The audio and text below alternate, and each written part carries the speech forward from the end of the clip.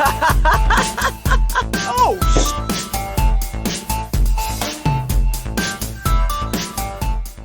What's up, everybody, and welcome back to another episode of the Dead Funny Review Show. I'm your host, Chris. Joining me today is my co-host, JoJo, and we're here to give you guys our take on E3.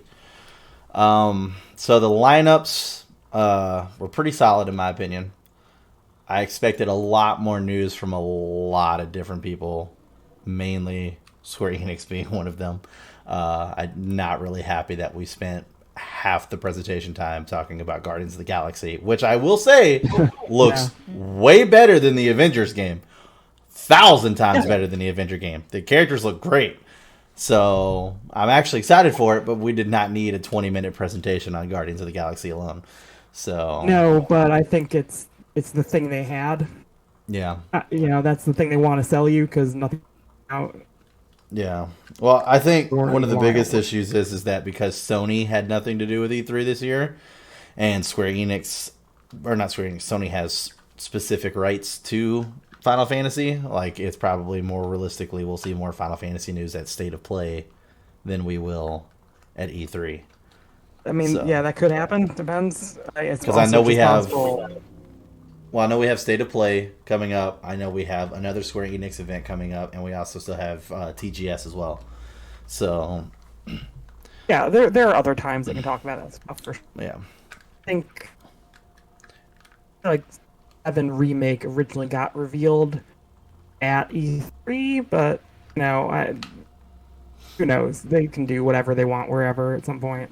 Yeah, I mean, it's just more along the lines of like anybody who was realistically looking for a holiday drop date of 16, you might as well go ahead and forget that. Like if they don't announce it in this State of Play or in their next event, which I think are both in July, there's zero chance they're going to announce a holiday drop date in October at TGS. It's not happening.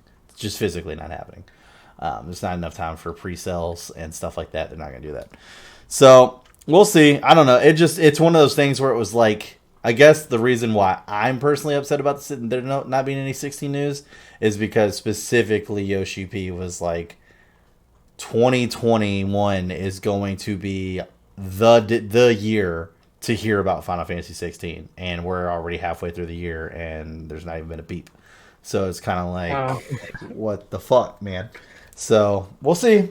There's still time, I guess. It must be next year's thing. Yeah, but to go ahead and just cross Square Enix off the list, Origins. I've never been more unexcited about a Final Fantasy project in my life.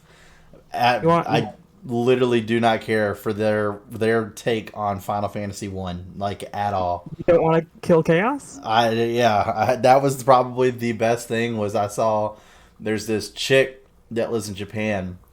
And she's big in the Final Fantasy community. Whenever like the Ultimanias and shit come out, she actually translates them to English and does like the main articles and shit on her Twitter for people to read. And so she's like a huge person in the Final Fantasy world. And she had posted a picture of 16 and was like, "Oh my god, no 16 news. When are we gonna get it?" And that's what all the comments were. Well, after we kill Chaos, of course. But yeah, that was terrible, man. That was... There had been a big rumor going around of that game existing, of people who make Neo or doing a like Dark Souls kind of imagining of Final Fantasy 1, and then when that trailer comes out, and it's that was... Yeah, that was bad. That was terrible. They put out a demo for it. I haven't played it yet. I was going to download it, because it's still out, right? Yeah, it's supposed to be out for like 2 weeks or something. When they put it out originally, like the day of, it was corrupted. Downloaded it and it did not work. Wow.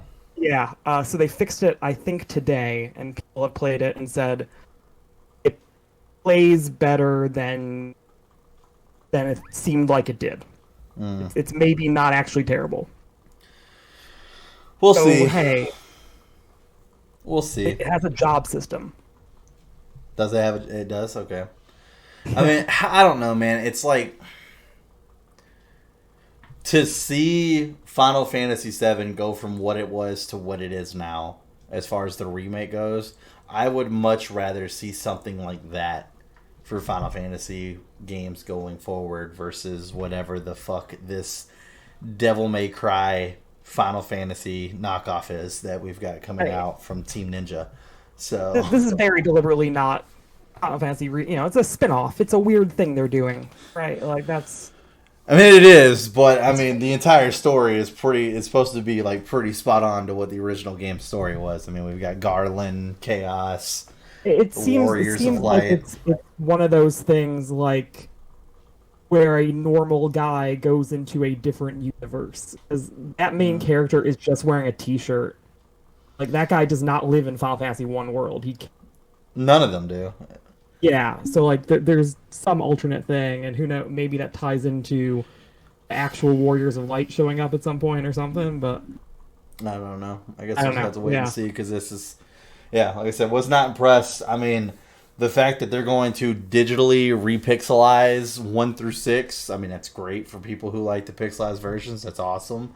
I'm not necessarily not one of them. I don't care. It doesn't bother me either way. Graphics have never been a big deal for me, but I don't feel like that was like your Final Fantasy E3 announcement. You know what I mean? Like, yeah, it's like they didn't even show like even really an image of what that looks like, which was kind of like because the thing is like there were those mobile ports they did, and they did redrawn sprites, and they don't look good. So if they could just do a version that looks like the other thing entirely, then that's at least nice to have. Like, because that, oof. Like, I mean, what they really should do is remake those games entirely, like they're doing Dragon Warrior 3, Quest 3, in the Octopath style, because that looks amazing. Oh yeah, absolutely, completely agree with you. I would love for that to happen. So yeah, I mean, it really sucked. I was like really pumped for E3. I was really pumped for Square Enix, and I just feel like out of E3, I mean, we'll go into each section a little bit on each, but I guess if I had to point out things that actually made me go, oh, okay. Icarus, which I think was indie game, the survival game where they're like fucking in spacesuits and shit, and they're fighting grizzly bears and shit like that. Like the graphics to that looked amazing. There was some airborne city or some shit like that also looked kind of cool, and our Airborne Kingdoms, I think is what it was called. And then there was Zelda.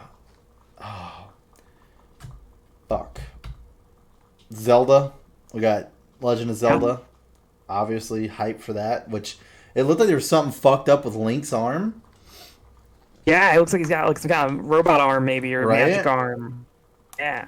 He's a flamethrower. So that'd be interesting. And then Smash Bros. Is new characters from Tekken. I didn't really care. Yeah, that's one of those guys who's like, yes, that makes total sense. Yeah, yeah. Of course you put him in there. Of course you put a Tekken character in there, but also I have no attachment. Yeah. It wasn't a mind-blowing character, which kind of sucked for E3. I think that they should have fucking did this dude last drop and then had Sephiroth for E3. Would have been a bigger reveal, in my opinion, for E3 than this was. But yeah, I mean, all those I did like... put back so much, probably. Yeah, that's fair. I did like his cinematic, though, where he was throwing them all off the cliff. And then got to Kirby, and he threw Kirby, and Kirby just floats a very specific, funny Tekken reference that, like, I appreciate. I know enough to know that people get thrown into volcanoes in that game. Exactly. Yeah, so it was pretty funny. But other than that, I mean, there was so many developers there, and I just didn't care. There was that one game that they were doing with the little figures. Was it Magical Game or Mystical Games? I think is who it was. Oh, the fucking NFT thing? Is it NFT? I think so. I think that might be. I believe that you're thinking of the company that at one point said we're going to put the fun in non-fungible token. Maybe. So bad. Yeah, there were so many like developers there, and it just felt like, I don't know, man. It just felt like a bad E3. I remember like every E3 like being excited. Like I put it this way, right? I am a person who I grew up on PlayStation, made a hard switch to Xbox, never looked back, and then forever defended consoles over PC. I'm finally on PC. I would never go back. And personally, I think Xbox is probably like one of the fucking worst things out there. I think Xbox at this point is stupid to own an Xbox. And Xbox had the best presentation to me. 100%. Yeah. I was more excited about Xbox's presentation and Bethesda's presentation than I was anything else. All of that is also a PC thing, ultimately. Exactly. Like Exactly. one of those games, so that's fine. I mean, they're doing shit like Halo. What's the main thing with Halo? Multiplayer. And that's going to be fucking free on the Game Pass. It's just free. Insane. It's just free. It's not even on Game Pass. It's on Game Pass too, though. That's what I meant. Well, I mean, like the multiplayer is simply free to play. Yeah, like, exactly. Not even subscription. Yeah. Which is kind of weird. I mean, that they're doing it separate, though. You know what I mean? Like, knowing that, like, the game Halo itself, the campaign is its own thing, and multiplayer is its own thing. That's kind of weird. The industry has developed in a weird way. Like, Call of Duty, it has. Warzone and shit. Is its own thing. So it's a lot like that. That's where my problem is, though. Is like, when do we get so? I had the same thought process you did on it. My problem with that is that we have 3 companies that make Call of Duty, and they round robin that shit every year. Every 2 years, there's another Call of Duty. Yeah. We have one company that makes Halo. So we're just going to have the same multiplayer probably for the next, like, I would have to say, like, 6 years. They are absolutely planning for this to be the thing for the long term. I mean, also, Halo 5 kind of de facto became the thing for the long term because it took so long to make this game. Yeah, for sure. Right? Yeah. But where my issue with what I did see with the Halo multiplayer is that so many people had issues with how much they added into Reach and 4, and 5 was to simplify that, which they did, which is why a lot of people liked it. And it looks like we're adding a bunch of shit back in with these grappling hooks and shooting different kinds of blasts out of your arm and fucking popping shields out of your... It looks like we literally took like all the armor powers that we used to have in Reach and shit, and then just took them out of a game and bringing them all back and just putting them in your arm. Like, it's gonna... I don't know. It's gonna be weird. Grappling hook a sword from far away and then equip the sword. Like, it looks pretty cool. I'm not against it. You know, also, they have the Master Chief Collection that they've pretty much fixed at this point on PC. So, like, if you just want to play Halo as Halo, yeah, there. Yeah, I guess. They can experiment a bit with this. Oh, Elden Ring finally got a goddamn fucking release date. For fucking ever. So that one, super excited for. I can't wait for Elden Ring. That one's going to be another fucking good one. I didn't see anything that blew my mind from Bandai that I could think of besides... I don't think they had anything I cared about, honestly. And their presentation today was just like showing that one Dark Pictures game, I think, for like an hour while. Yeah, they did that, and then a whole bunch of their anime shit. You know, fucking... Goku or Kakarot coming to whatever. I love how it's like Switch. The Kakarot game, but yet now we're getting a History of Trunks DLC to a Kakarot game. It's like, Jesus Christ, dude. Yeah. Gotta put Trunks in everything, dude. It's fucking nuts. It's fucking nuts. I hated those arcs growing up as a kid. Fucking hated them. Like, oh really? What? Yeah, I was just they were just boring to me, man. I just didn't give. I didn't. Cool. I just didn't give enough shit about Trunks as a character. Like, he was a cool character, but he was nowhere near like even on like my top 5. So then here we are just dealing with Trunks. I'm just like, well, this is fucking boring. Goku's dead. Vegeta's nowhere to be found. Like, I just didn't care. I don't know. It was weird. But yeah, man. I just, like I said, E3 was just such a disappointment to me this year, and it kind of sucks. The indie games, there really wasn't that many indie games out there that I thought were like fucking amazing at all. I'm a big indie game fan. I love playing indie games. I just didn't see anything that blew my mind. Although there was that one, I can't remember if it was during the indie game showcase. I don't know. So I guess to clarify for people why I'm having such memory problems right now is I watched you. I don't know why I watched Ubisoft. I'm so done with Ubisoft. Before I go on my rant about Ubisoft, I'll finish what I was saying. I watched Ubisoft and Gearbox day one. I watched all the way through Xbox, Bethesda, and Square Enix. And then I was so disappointed by Square Enix that I just gave up on the rest of E3 and then binged the rest of E3 today so I could be prepared for this review show. So they're all just blended together right now as far as the rest of the days. So part of the problem is they had shows, things that were like billed as shows that in a year where they had a physical E3 would not have been a thing that would get streamed in a meaningful way, like the Capcom thing. Was just online because everything's online, but like they're just talking about 4 games everyone already knows about. Like that would have just been quiet thing you wouldn't hear about. Like so there's just a lot of noise. That Gearbox thing was nothing. Yep. Also, which I will say this, stupid excited for it. Well, the one thing that I will give about Gearbox, so did you play Borderlands? Are you a Borderlands fan? I played the first 2.5. Yeah, like I don't play Borderlands due to the fact of the cartoonish graphics. It just off puts me. I don't know why.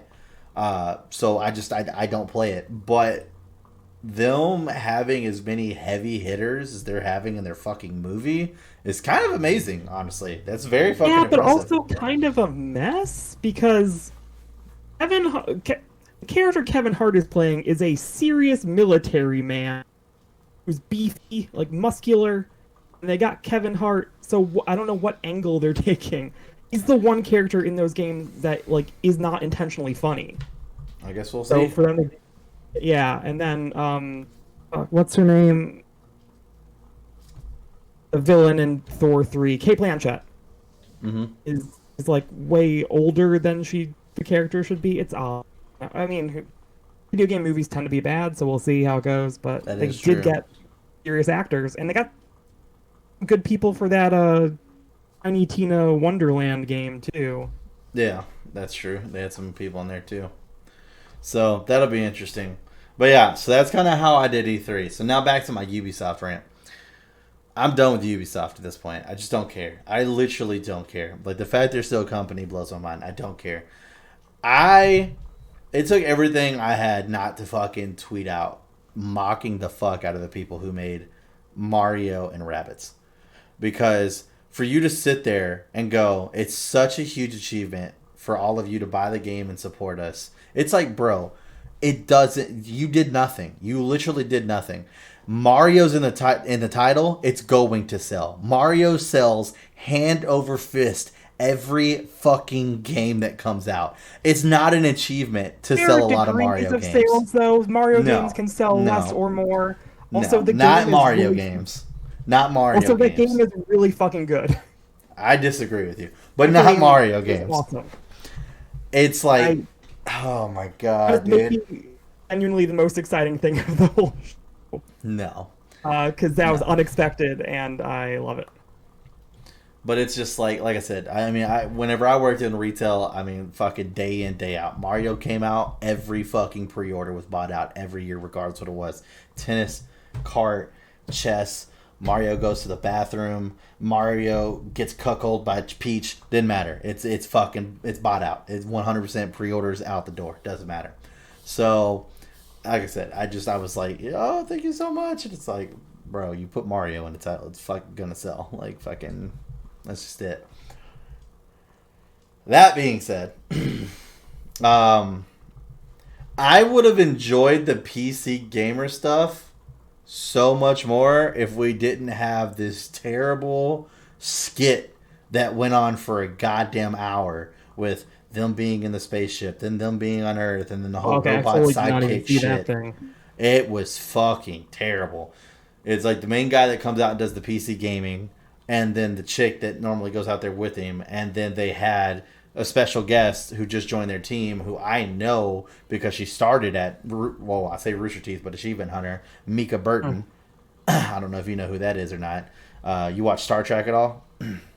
Not so much. The I dude mean, that no. has like the black guy that's got like the glasses. I think his name, it's not Data, it's the other guy. I can't remember his name. Yeah, Anyways, yeah, yeah. super Gord famous actor. Yeah, that's his daughter. Mika Burton is his LeVar daughter. Burton. There Oh, you go. okay. Yeah. Yeah. That's his daughter. So Okay. she was super cool. She does cosplay and shit like that. She's super awesome. I like her. So I was excited to watch it because she was there, but fucking A, was it just too, it was too much, dude. Like obviously like it's just like it was done in a way that it wasn't made to look good, and that was on purpose. It's like we're not gonna blow a big fucking CGI budget on us being in like an actual ship. So like this one thing is like this chick is in like not an AT-AT walker, but we'll say a mech suit. We'll just use a mech suit, right? She's in this mech suit, but it's only focused on her in the cockpit. You can easily tell like she's basically like sitting on a fucking chair with like fucking cardboard around her type deal. Like it's not made to look good. But and they started the bit like that, and I was like, oh, this is kind of funny. But they kept it going the entire fucking Oh, show. okay. Yeah. I'm looking The this up. entire show. Yeah. It looks terrible, and it was the entire show. This dude had this back and forth with his robot sidekick, as he kept calling it, to where the sidekick was like, "Oh my god, fuck, da da da da da, quit calling me a sidekick. Why can't the robot be the lead?" And then finally, at the end, like the robot goes fucking crazy, and it's making the ship crash into Earth. And then it's like, next E3 will be the revenge of the sidekick robot or some shit like that. And it's just like, The other guy's great. day 9 too, huh? Yeah, I'm like, great. Now I'm not going to want to watch that fucking part of E3 next year because that shit was terrible. Yeah, it was just, like I said, if it was a bit and then they just stopped the bit and then just went on with the show, that would have been great. But the bit lasted the entire presentation. Like the entire hour and a half, almost 2 hours. This bit was constantly going. And I was just like, man, dude, you guys are beating this fucking thing dead at this point. Fuck me. That is rough. So, yeah, but there were some comments. Put up a thing to say skip the skits and click these time things. Yeah, no shit, dude. It was rough. Yeah. They kept showing their spaceship, which was like a fucking GPU that was flying around outer space. It was bad, man. It was fucking bad. So, but the games were good. I mean, I definitely my buddy got into it too, and I know that you were talking about it as well. Actually, I told my buddy about it whenever he was asking me. He's like, "Hey, have you heard of this?" I was like, "Me and JoJo were talking about it the other day." But Chivalry 2, I mean, I'm more seriously looking at possibly picking that up. The game is stupid. I heard it looks. I heard it's really, really, really good. So I mean, I'm saying, yeah, that when I say stupid in this case, it's a compliment. Like, yeah. Stuff that happens is very silly sometimes. And yeah, there's just like a couple games. They had this one game, and once again, I can't remember what fucking show it was from. And that doesn't really matter. It's fucking E3's E3, but it was, you built your village, right? And it just shows like small scale, you're building your village. And then it zooms out, and the village is on the mountain of a dinosaur, or on the back of a dinosaur. And so it shows like all your little people, and this dinosaur is just walking. It's like a four-legged, long fucking dinosaur, and he's just walking. And then it zooms out even further to show this dinosaur is a moving piece on this gigantic map. Oh, yeah, it's called The Wandering Village, it looks like. I want to play it. It looks good. It actually looks interesting. Like, I want to know, like, the differences, because, like, it shows him walking into a rainstorm and stuff. Like, do you have to control this dinosaur and make him go certain places in order to have your village survive? Like, your crops aren't growing because it's all dried up. You move to the desert. You're trying to move over to rain in order to get some water on your crops. You see a fucking snowstorm. You're trying to get the dinosaur to go out to where it's more fucking sunny and shit. Like, having so many things you have to monitor at one time is fun to me. Like, I like doing that shit. Yeah, that's pretty cool. So I want to look into that. The other one that was kind of like that was called Airborne Kingdom. And basically what it reminds me of is back in the day, whenever everybody was on Minecraft and we had all of our own little servers and shit, they would do, I think it was called Skyblock. Have you ever heard of that? They still do it to, or Skyforge. Skyforge, I think is what it's called now. Is the newest version of it, and it's like an ongoing fucking patch that people do and work on. But it's called Skyforge or Skyforge or something like that. But you basically start on one block of dirt and a tree. And you have to try to build a fucking civilization from that in Minecraft. You start on one block and a tree. That's it. So 1 block of dirt and a tree. If you fall off, you die. That's it. So with this, it's kind of the same thing. So basically, you're a ship and you're building these grates out and making this whole city in the sky that's supported by all these ships that are connected to this fucking platform that's just moving. And like hard mode, apparently, like you start out on just the ship versus like, you know, your easier modes. You've already got some of the city down and then you continue to build off on that. And I kind of like that kind of stuff too. So I definitely want to try that out. But the main one was Icarus. I love survival games. That's obvious at this point. Me and James, we both fucking play the fuck out of survival games. This game looks good. Like fucking good. The graphics look amazing. So I think what it is like you're part of the space team that crash lands on this planet. And you have to survive. Like that's just all there is to it. You can't breathe the air. So you're constantly in your spacesuits and shit. You're trying to fucking find ways to continue to breathe. And like you've got oxygen's an issue, hunger's an issue, thirst is an issue, seasons are an issue, shelter's an issue. Like it literally shows this dude build like this fucking amazing log cabin. And then it starts raining and a fucking lightning bolt strikes the fucking roof and catches the fucking cabin on fire. And literally just fucking burns down the side. I was like, bro, let's go. It looks good. Like graphic wise, everything. The game looks fucking good. Super fucking pumped for Icarus. Shows them like fighting bears. DayZ. DayZ? The guy who made DayZ is the one who's, I guess, developing that. No shit. Let's go, dude. I'm down for that. Shows them fighting like fucking grizzly bears and polar bears and shit with fucking bows and arrows. Oh my god, dude. That's going to be so much fun. That will definitely be a Dead Buddies episode when that shit comes out. I think it's like 2022 or some shit. I don't know. I can't remember. I put it on my Steam guest wish list. No, it's like 2 months from now. Even better. Let's go. This claims it's August 11th. Even better. Let's go. I'll take it. That's right. It was August. That's right. That was one of the ones that was coming out soon. But yeah, it just sucked, man. Like I said, E3 just did not live up to my expectations. I was more excited for today because Resident Evil characters came out in fucking Dead by Daylight. So I was more excited for that than I was for fucking E3. Which that also pisses me off because they released the characters, they released the entire chapter, and then as soon as you go to log in, it's like there are already bugs and issues with the Raccoon City Police Department map because it's the biggest map they've ever put in the game. And they're all like, so we've had to take the map offline completely until we can get it fixed and figure it out. So, I mean, they gave everybody 300,000 blood points, which is quite a bit. You get a good couple levels out of it. So, but it was like, fuck, man, I was so excited to get in there. Leon looks so good. They gave him, and I got what I wanted. It's a fucking extra skin. But Leon has an extra skin, and Jill has an extra skin. And Leon's is Chris, and Jill's is Claire. Oh, yeah, I actually just saw those pictures before. Yep. So Chris Redfield is in the game. My boulder punching hero, dude. He's in the game. And they gave Leon a Resident Evil 4 jacket. I bought it, dude. And not just jackets, his entire outfit. Even his hair is longer. I was like, let's go, dude. I bought that too. Yep, I bought that too. Leon. That is the Leon, dude. That's the badass Leon. I love it. I love it. Yeah. So, yeah, and I was going to play a match before I got on to do the review show, and then the fucking servers went down. I was like, God damn it, come on. Or not servers, Steam did its fucking... Why? Steam has its fucking weekly reset. Why do they not do that in, like, the lowest point of time, activity-wise? They do that shit at, like, fucking 6:30 p.m. Central Time. You know how many people just get home from work and like jumping online to play video games? It's like, fuck me, dude. Yeah.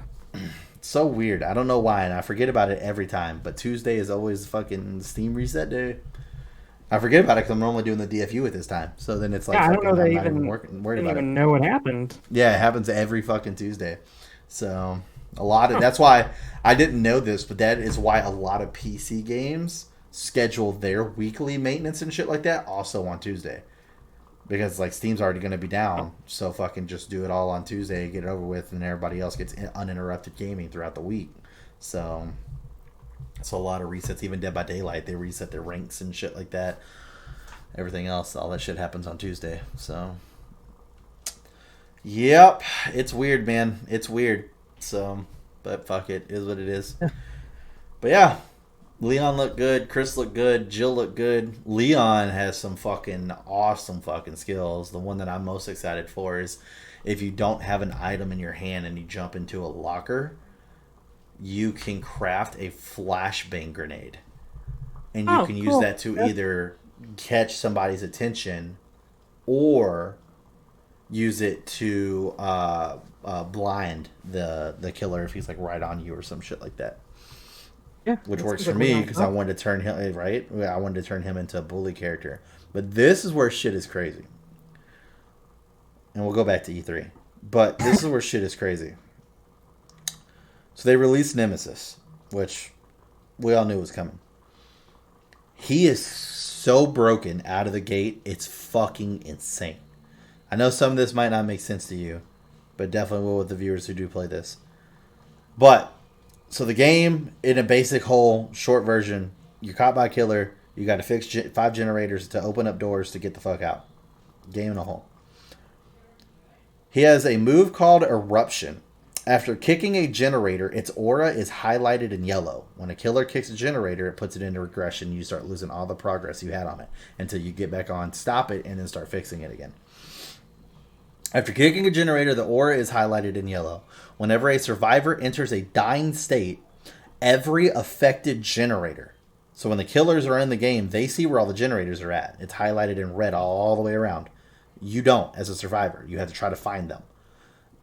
So killers, randomly, or normally, will just go in a circle and go kick generators until they find somebody to kill. That's pretty standard. So who knows how many fuck generators you kicked at this point. But if it's all of them. Anyways, when a survivor enters a dying state, every affected generator explodes, losing 6% of their progress and starts to regress. Any survivor repairing a generator when it explodes will scream, which alerts to where you are, and suffer from incapacitated status effect for 12 seconds. This skill has a 30-second cooldown. He can do this every 30 seconds. That's one skill. He only gets 3. Here's the second one. Well, technically this is the third one. The second one wasn't that noteworthy, but this one was. Lethal Pursuer. Oh, we're getting there. Lethal Pursuer. You've been designed to track down and eliminate targets. At the start of the trial, the auras of all survivors are revealed to you for 7 seconds. So he knows exactly where you're at the first 7 seconds of the match. That's just his perks. This is his actual power, the T-Virus. A virus that causes extreme mutations and can be transferred to others, heightens aggression, and strengthens within Nemesis.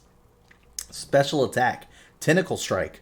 Press and hold the power button to charge an attack. Once charged, tap the attack button. It hits the survivor. Tentacle Strike afflicts them with contaminated status effect and increases your mutation rate. If a survivor is already contaminated, Tentacle Strike damages their health, increasing the mutation rate. That's just special attack, Tentacle Strike.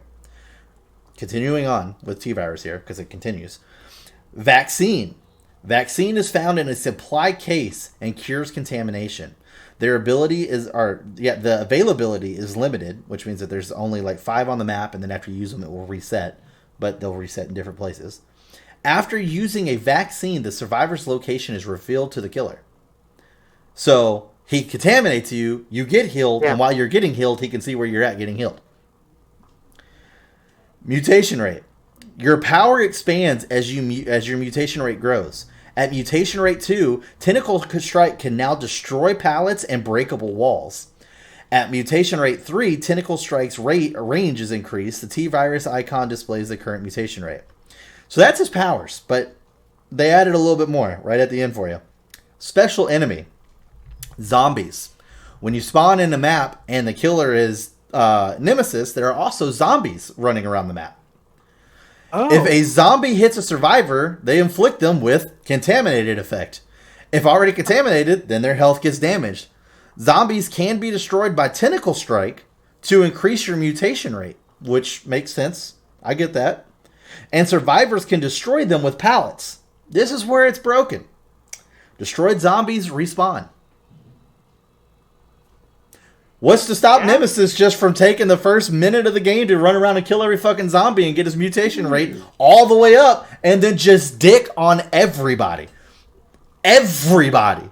Like, what? I don't even know how to combat this guy. I literally have zero idea how to combat this motherfucker.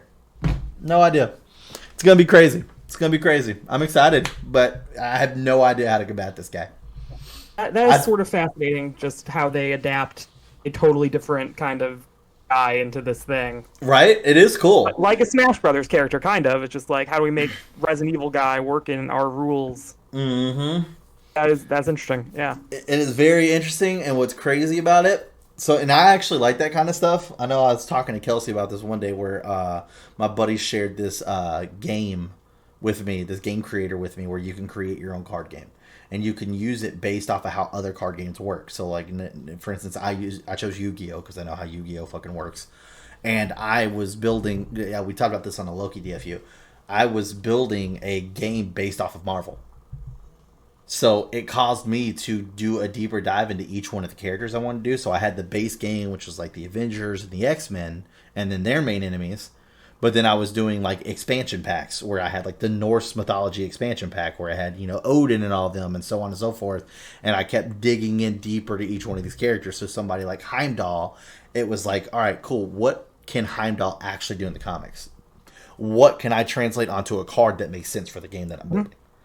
And that shit's really, really fun to me. So I get where you're coming from with that. It's really interesting that people are able to do that and do it really, really accurate.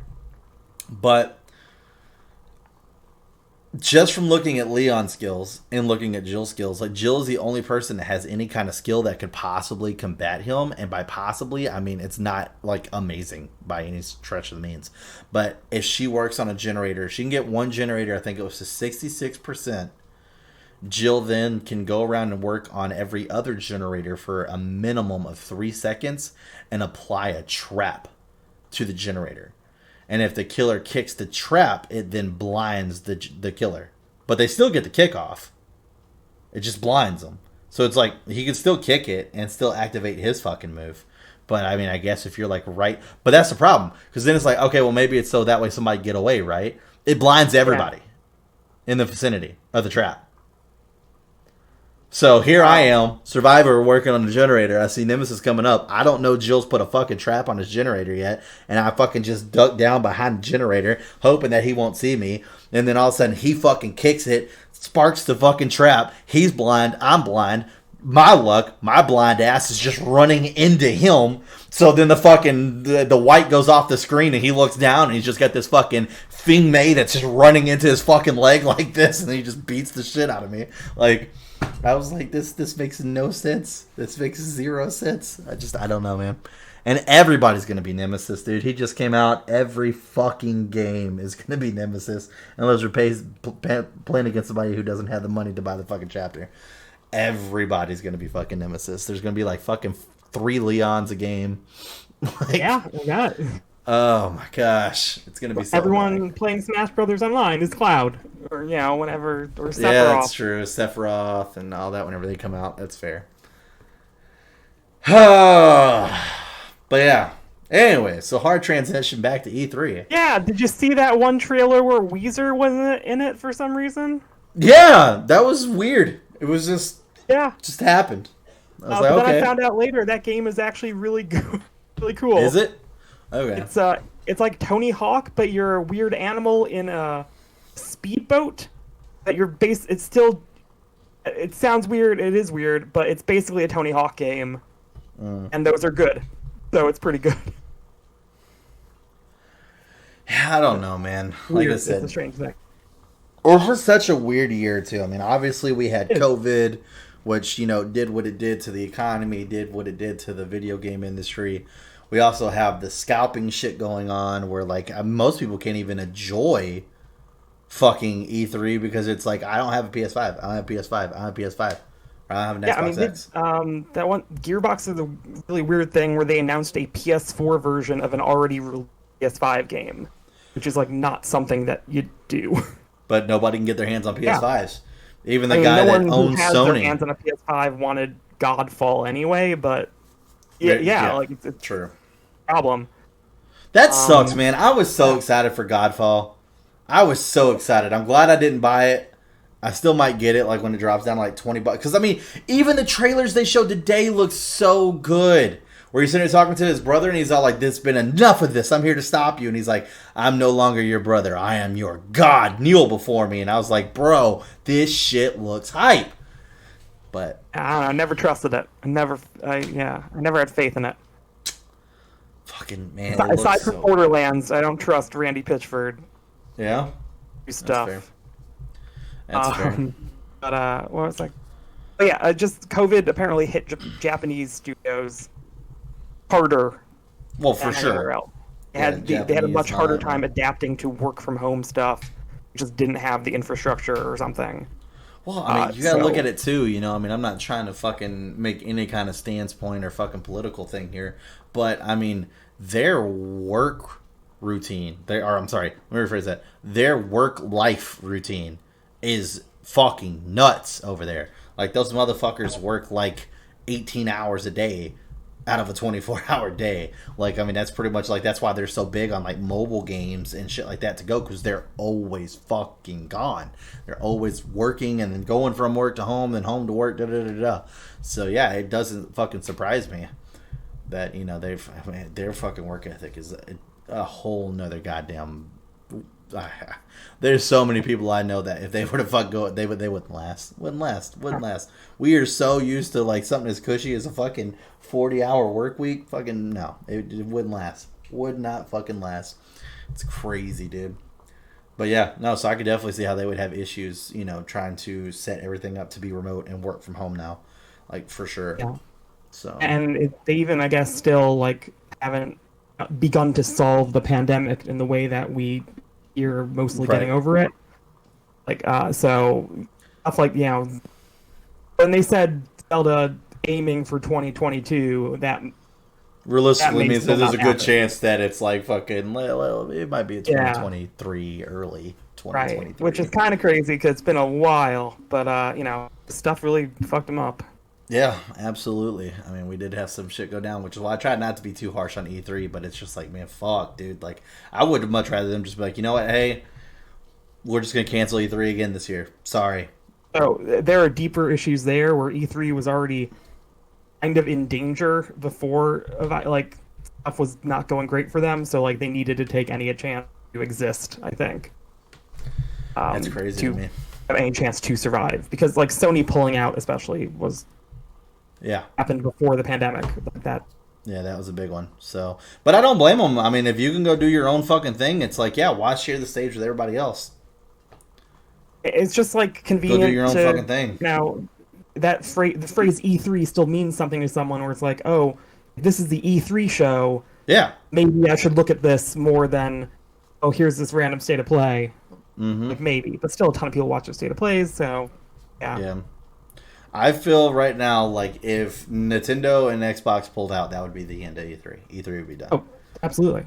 And the only reason why I can say right now that I don't want E3 to go away, as much as I said like it makes sense, and that I don't disagree with Sony's choice, because I just physically don't. Whenever it comes down, there's okay. So there's a situation, and especially here in America, where you have two sides: people who think business wise and people who think emotion wise, and it's completely fine to think either way. Very rarely do you get people who meet in the middle. I can understand both sides, but I can tell you right now, if I'm the CEO of Sony, it is way more of a lucrative thing for me to have my own shit than spend the time to go to fucking E3. 100%. 100%. I can't imagine the amount of money they pay to have a spotlight on that stage where they could just have their own shit and just fucking be like, yeah, here's all of our stuff. Boom. Done. This whole day is ours. Fuck you. I don't need 2 hours. I get a whole day. It was different when they were in person also, because then people could have meetings and interact, and companies did deals and shit there. But yeah, when it's all digital, it just comes like, what does any of this even mean? What is E3 at all? They're making another Metroid game. Yes! I did see that. Metroid. That's actually a fucking crazy thing, because that is nuts. Red title has been around since 2005 or so. Yeah, it's been a fucking minute, dude. I love Metroid. Metroid was the shit. Metroid, but when they revealed the name Dread, I freaked out. Yeah, That's that's such a fucking long fun time. thing. Yeah, Long that's fucking cool. time. Yep, no, I'm right behind you on that one. That shit is fucking awesome.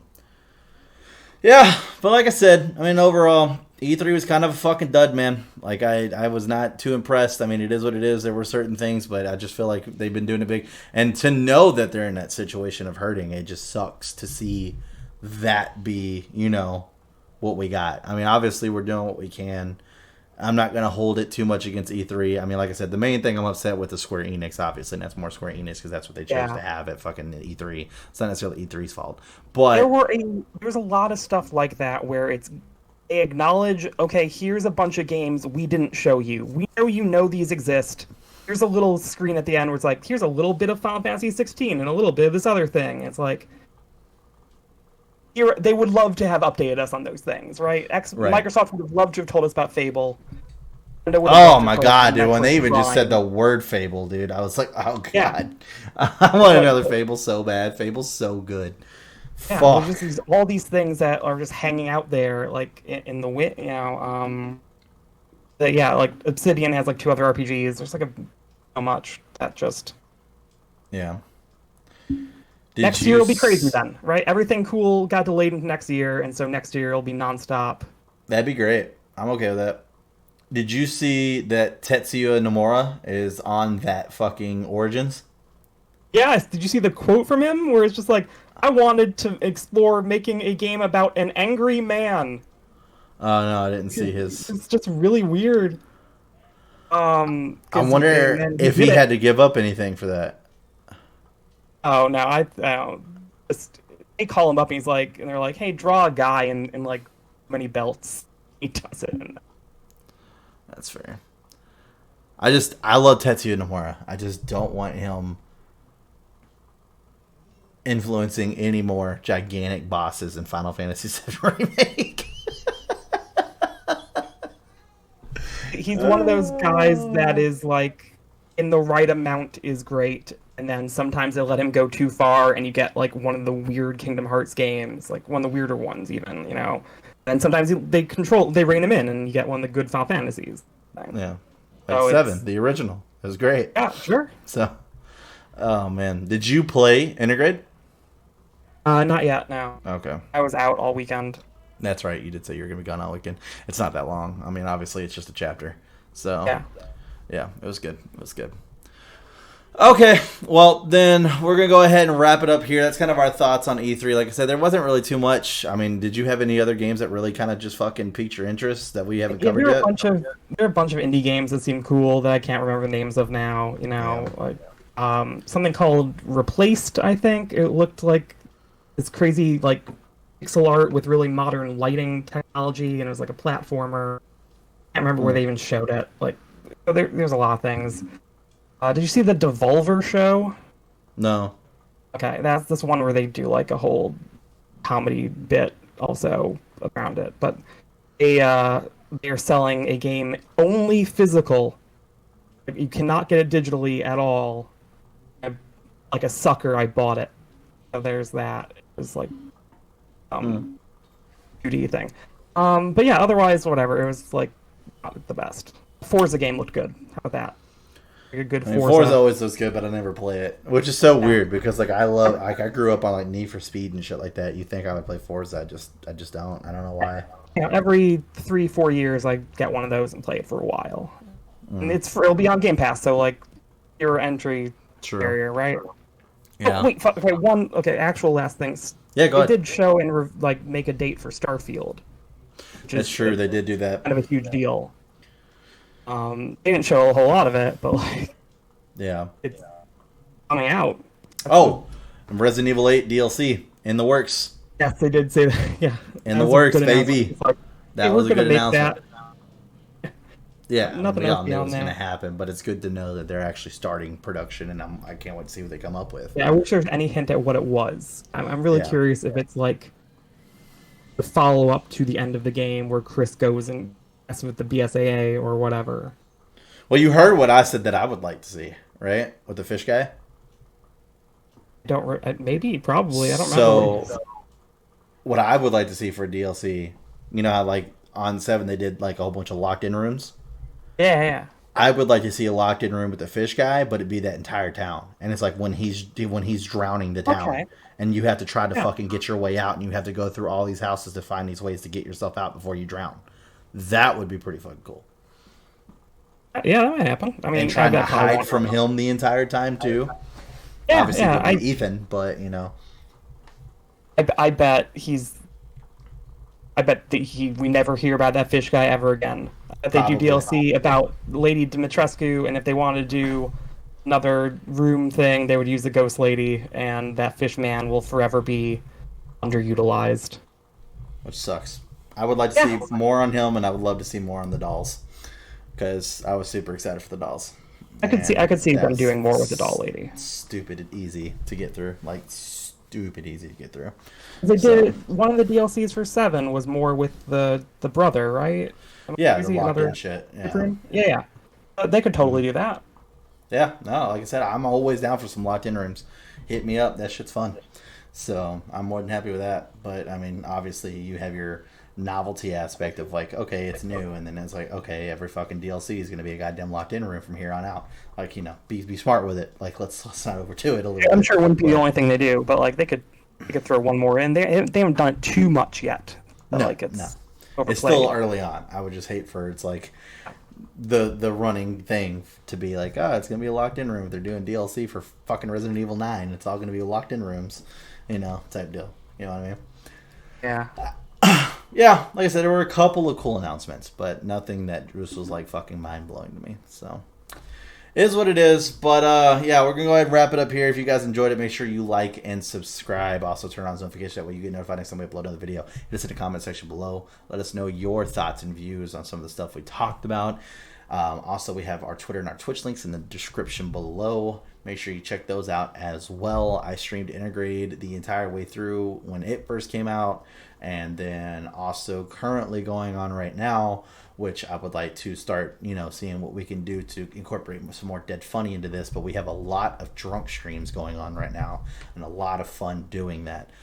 We've currently been doing Dead by Daylight, and it has been fucking fun, aka Drunk by Daylight. I made an official poster for it, picked all the survivors that all me and my friends usually pick, and all the killers that we usually pick, and then we found some posts where it was like, it showed like all these rules, like if this happens you have to drink, you know, fucking you see somebody hiding a locker, take a drink, you fucking you get hit through a pallet, take a drink type deal. And so they only had rules for the survivors, so we all came together and made exact same amount of rules for the killer and shit like that. And then we started chatting like, this one's a shot versus this one's an actual drink, and oh my god, I thought my friend was gonna die our first time doing it. Like he was man. And then poor Dark Cancer, which some of you guys know, he's a huge Dead Funny fan, has been for a while. He's actually done some collab stuff with me on Twitch, and is possibly going to be, well, not I say possibly, most likely is going to be doing some collab stuff on Dead Funny as well. But holy shit, he came and played with us, and man, I was surprised we didn't get him just completely wasted on his first game, because he was the killer. And man, because the reason why I like that we started doing killer shit was because it became more of the talking shit atmosphere that we all love. So it would be things where it's like, if a survivor stuns you with a pallet, take a drink. So, you know, someone's chasing me, and then I hit him with a pallet. I'm like, that's a drink, bitch! And then I'm running away, you know what I mean? Like, stuff like that. Or, like, I finish a generator. That's a drink, bitch! You know, just the shit-talking aspect back and forth. Or, like, whenever they fucking hit me and put me on the hook, and they're like, oh, yep, take a drink, motherfucker. And stuff like that. So, yeah, it's so much fucking fun. We've been having such a great time with it. I did not expect to jump back into Dead by Daylight the way that I have. I haven't touched it fucking, like, it feels like a year. And then out of nowhere, It was like, bam. Now, if we went from being just now like... is the time. Yeah, and we went from being 3 people to where last drunk stream this last weekend was the first time we actually had to rotate out spectator spots. We had that many people playing the game. So, because usually it's always like we do customs where one's the killer and then the 4 are the survivors, and we just rotate killer through everybody. And we actually had spectators because they were other people that were wanting to play. And so I had to like actually write shit down and keep track, so everybody's still being able to chance to get the killer, and the bottom 2 are get swapped out with the other 2, back and forth. And it was fucking fun, dude. It was fun. So yeah, you can definitely check those out. I know I don't want to give away too much information. because there's a lot of talk behind the scenes. And I'm going to say this, and I guarantee you only a couple people who are watching are going to possibly even be able to guess the people I'm talking about. But there's a possibility collab with Team Dead Funny. I haven't talked with them about the group yet, so this is news to JoJo as well, about doing a collab Among Us now that they're going to have 15-player lobbies. Holy right. fuck. That was... But I'm in some conversations with some other YouTube channels about doing some collabs, and it would be really fucking fun. So we would have like Team Dead Funny versus Team Blank. I'm not gonna throw out spoilers yet. And Team so and so, Team so and so. CNN News. Yeah, there you go. What are YouTube channels? Jeez. Team Dead Funny versus the Joe Rogan Experience. Yeah. Oh my god, that would be great. But yeah, so be looking forward to that. Best place to see that, once again, the Twitters. Whether it's my Twitter, the Dead Funny Twitter's constantly, talking and stuff. And you might actually see one of the YouTube channels that I've been talking to about that, because we did make a comment. It's actually funny because they posted about the 15-player thing, and so I said, "Oh snap, Dead Funny collab," and then they replied back with the number one anticipated collab of all time, and I was like, but yet no one's ever asked for it. And then they said, I'm gonna pretend like this reply doesn't even exist. It's like, oh, come on. So good people. But anyways, we're gonna go ahead and wrap it up here.